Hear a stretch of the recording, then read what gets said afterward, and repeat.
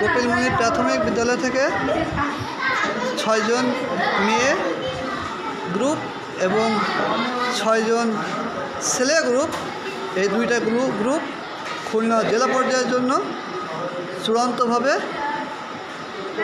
বাছাইকৃত হয়েছে বলে আমরা একটু আগেই জানতে পেরে গেছি।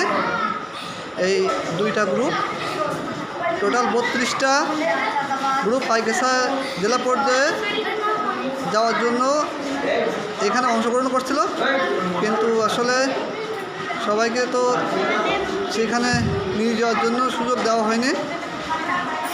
টোটাল 8টা গ্রুপ খুলনা জেলা পর্যায়ে যাওয়ার জন্য সুযোগ দেওয়া হয়েছে।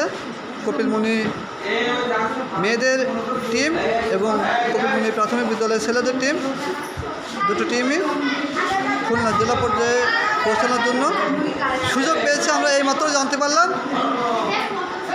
সকলে এই স্কাউট ক্লাব সবাই একসঙ্গে স্কাউট ক্লাব।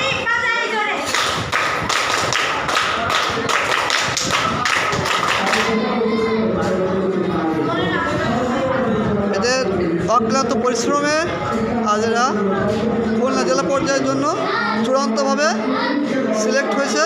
আমরা সকলে তাদেরকে আশীর্বাদ এবং দোয়া করব। ধন্যবাদ সবাইকে।